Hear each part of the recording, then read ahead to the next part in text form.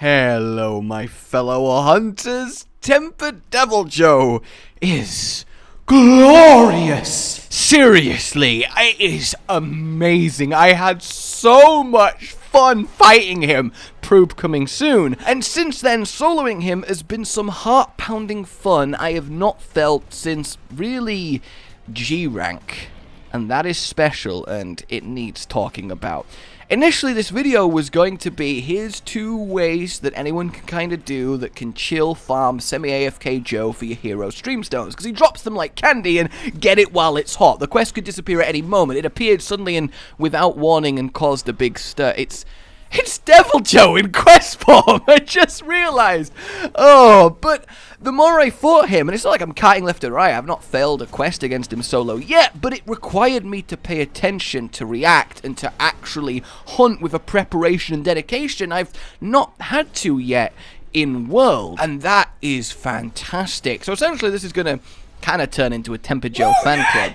Yep, and I feel like that might be kind of cool. So awesome! Yeah, you know what? I think that's... I'm sorry. Okay, sorry, just distracting, you know. So the first thing that I did try against him, well, I thought I'd go and give my Palico a go against Tempered Joe, and what would you know? Mr. Pickle destroyed my pussy cat, and I should have thought more about the spacing on that. It was bad. It took a lot of time, and, well, really, it sucked as much as this rhyme. I should really start planning the lyrics on these. Oh, those of you that are still here, thank you for sticking with me. I know that was pretty bad, but we'll get to the good stuff now. So I tried to use the same Pokemon Palico build that killed Teostra without me really doing anything in 18 minutes. I thought, you know what, it might be Tempered Joe, but he will still die to the powered Palico, and it was taking so long. Like, it wasn't doable in 50 minutes without me heavily helping the Palico to the point that it might as well not be the Palico build anymore. But I was kind of stubborn, so I backed out the quest. It got to like 48 minutes and he wasn't even limping, and I'm like, yeah, no, this needs a rework. So I banked out and I kind of went for, okay, so I can use this with a light bowgun, and I can probably get some poison in from a distance when it's safe. It will double up as the remind the Palico to attack technique, and then I can bring some bombs. I can use the drugged meat so I can sleep him, use the light bowgun's mines with barrels, that'll speed it up, and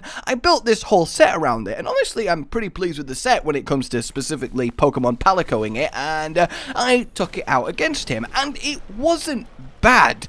But the thing is, Deviljho is so deceptively nimble. His hitboxes are This is bullshit. We're not going to talk about that one because I need a new controller. But for the most part, his hitboxes are fair. They're just massive and sweeping, and they get you in places that you really wouldn't expect to be got. And then he one-shots. It's legitimately like Capcom heard people complaining that Deviljho was anticlimactic, and these people complaining are the people fighting him in like endgame optimized armor when you're supposed to fight non-Tempered Joe around Pink Rathian level gear, but you know, perspective and all that. It's like they heard that and went, alright, hold my Mega Potion, have fun with this, and oh, did they deliver. So after engineering the build like this, we got some Bombardier, we got all the appropriate skills that we need. Evade Extender is glorious against Joe. It essentially kind of equalizes the playing field because his attacks have stupid reach, but when you like double/triple your evade roll, you kind of balance out again and things seem a little bit normal, and it's such a nice luxury skill to have against him. It really is. Tempered Joe is not a monster, at least now, that needs min-max DPSing, not at all. So eventually, with a lot of traps, a lot of explosions, and a lot of patience, the best I could get was about 35 minutes. I got lucky and got a second random player's Palico. If you didn't know, you can find groups of either Grimalkins, Galajaka, Gadulaka, one of the two, that way I've definitely got one right, or a random other hunter's Palico on the map, and you can ally with them. So of course I did that because it speeds things up, and I got another Palico with a sleep weapon wearing Xenogear, so I got you know? And it took about 35 minutes, which isn't bad, and it was relatively safe. It was still a little bit hair-raising at times, but it was doable. But it required way too much attention for what I was doing, so I sort of slipped away from that and decided to fall back on the weapon that is, of course, Bay, the greatsword, and went for crit draw, because crit draw is really good now. The greatsword got buffed so that the level 3 basic charge is about 10% stronger, and with the Deviljho greatsword, which is the new best greatsword for this, in fact it's honestly the new best greatsword, it's ridiculous how strong this thing is. I'll show you guys a proper build for it soon.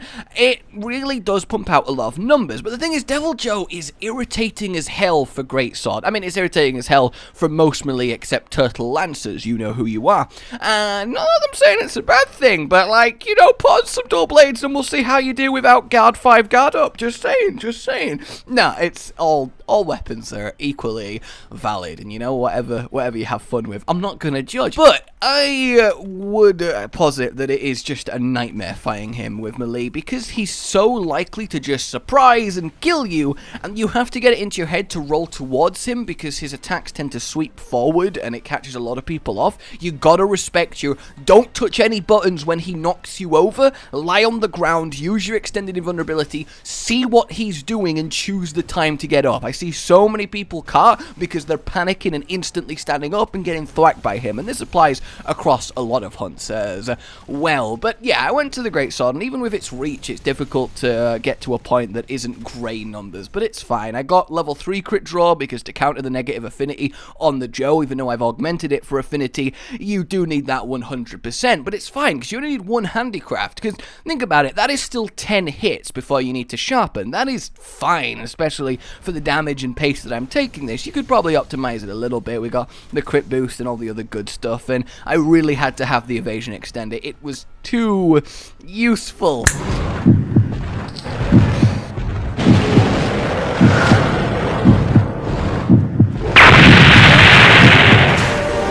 is the one. But yeah, it really did come in handy, and it didn't take that long, about 15 minutes to crit draw him to death, which I am pretty proud of, considering it could have gone a lot better. And be careful with meats, because Jagras, the great Jagras on the map, get attracted to the zone when you put meat down, and will instantly run and either give Joe a weapon, ruin the sleep as Joe eats the meat, and generally, they're really irritating. So a part of me wants to go kill them before I even fight Joe, but the time investment wouldn't be worth it, at least I don't think. But yeah, the crit draw build worked really, really well. And I absolutely adore, by the way, the Deviljho chest. I think it looks fantastic. And it's actually part of what I believe to be the new definitively best greatsword build. So again, that's something I'm excited to show you. I realize I'm kind of off topic, but I'm just so happy that Joe has made such an impact, especially now that he's tempered. His weapons are great, finding uses for his armor that people initially were like is anticlimactic. It really is quite glorious. But yeah, crit draw worked pretty well. You just gotta play carefully, wait for him to commit to animation. Still went through a crap ton of healing because I was trying to do it as fast as possible, but if I was playing it a little bit slower, took that extra maybe 5 minutes, it would be fine. And this is as close to AFK chill as I got. I was watching a film while doing this. You can also use flashes to make him drop whatever he's using as a club, which you really should, because it ramps up his hitbox, as in his ability to hit you, and his damage. Don't let him use a Jagras club, okay? A dung pod will make him drop what he's holding, but obviously make him fuck off as well. And strangely, a Jagras that I'm about to pick up, it just would not let me dung pod. I wanted to see if he would pick something up that's been dung podded, because I thought that was quite interesting. It seems like an interaction, but it just, I don't know, it just doesn't hit the Jagras. Maybe I'm just doing something wrong. Also, when he's enraged and he reels back and then goes for like the forward head slam, if you do enough damage, and the best place is the glowing weak spot on his chest, you will make him completely cascade backwards, fall over for a lot of free damage uptime, and it will knock him out of enrage. So it does pay to get a little bit aggressive with the aggressor. Either way, though, that's kind of what I got. You know, the Palico build works. It's still kind of AFK if you're willing to put in a little bit more effort and spend like 45 minutes on it. Crit draw working very, very well, but again, does require a bit more concentration than really any other monster. But that's the thing. That's what I like. Because Joe is the first monster in World that, at least in a solo hunt, I have had a kind of adrenaline-fueled, this is super punishing. If I lapse, I'm gonna get hit for 80% of my health, and oh, it hurts so good. I get the kind of, oh, let's do this, that I would get if I, you know, got put in a pit with a tiger. That's not true. If I got put in a pit with a tiger, I guess it'd be more like, I don't want to die, please. But you know what I'm saying, okay? He really gets the heart pumping, and that is awesome. And I think he's giving a lot of people their first taste of something truly difficult. Because Tempered Kirin was up there, sure, but he felt a lot more, oh, guess I'm dead, than a complete, yep, I see what went wrong there, I see why I got destroyed, okay, I can do this. I feel like Joe, while I think he is harder than Tempered Kirin, I think he's more approachable, I think he's more learnable, I think he's a really well-designed fight, I think his realization in World is awesome, and it's so cool to see people, especially on the Monster Hunter section of my Discord community, which is in the description if you want to be a part of that, wink, is so many people like, yeah, Joe is, oh, I didn't have trouble with anything else, but Tempered Joe is kicking my ass, and then, like, a day later they message back, yes, I've done it, and just seeing that happiness of a successful, difficult hunt after so many attempts, oh, it's great. It really, really is. That is one disadvantage of being a veteran. You don't really get that anymore. Like, it's rare that they add a new monster that actually walls you. There's a few silly carts, a few like, oh, yeah, I'm a moron, and there's, you know, a few failures here and there as the game throws curveballs, but you'll never get that first Deviljho appearing difficulty again, you know, you never get that first Rajang difficulty again, at least I don't think so. It's why it's incredibly hard to judge World difficulty-wise as a veteran. It's why I've refrained from really commenting on it. I think that the actual monsters are as hard as they've always been, but the game is a lot more accessible in both the fluidity and smoothness of how it now plays. You have a lot more control, and the quality of life is a lot better. Everything's a lot cleaner in terms of operating the UI and just making your character do what you want it to do. Because a lot of the difficulty in the older games, you know, rose-tinted glasses off, did come from, well, the camera deciding it's doing what it wants, or hitboxes of Plessy off level. I think there was a lot of, I guess, artificial difficulty that we tend to forget as players of the other games. But anyway, that kind of really drifted off course. But what I want to say is that I think Tempered Deviljho is really good for the game. I think he is causing a lot of buzz, and I think it is making people excited, and I really hope that every new monster gets this kind of difficult version, because it's bringing out a kind of camaraderie between hunters that I've not seen before. Yeah, we've all played the roulette, hope my random teammates don't cart and ruin the quest, but the thing is, Monster Hunter has always been, from my experience, one of the nicest communities in that a random player is most likely to be, you know, kind of a chill guy, as opposed to other games. And that's because I think the mentality of carting sucks, right? Not only do you fail the quest for yourself, you fail it for other people. Deep down, you know that it was a fuck-up because you got outplayed by the monster. There's no real arguing that, despite how bullshit you might find the situations, and it feels shitty, right? It sucks to cart, which is why you should never have a go at someone.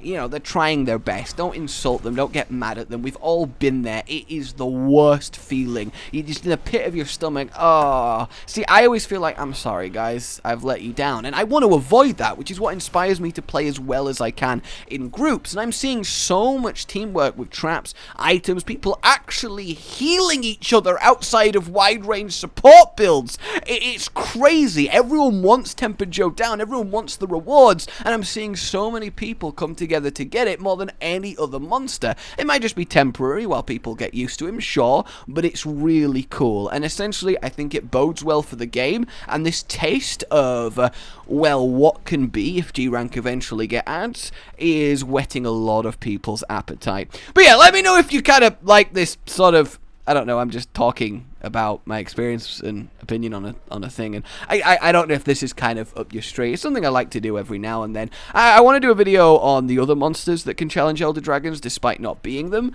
and also on Elatrion, who should be coming, a black dragon of awesomeness. But yeah, either way, let me know what you thought of this. Like if you did enjoy it, subscribe for more, and I'll see you next time.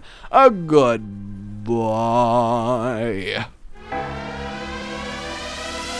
Rage Gaming with the video flow. But that's all that's really relevant at the mo. But I'm still gonna leave this up so you patrons know that I love you, even though the outro's no longer that kind of relevant. But the new one's being worked on, and it's gonna be a truly badass song. And don't worry, I won't be doing any rapping on it. I'm gonna go now. This was shit.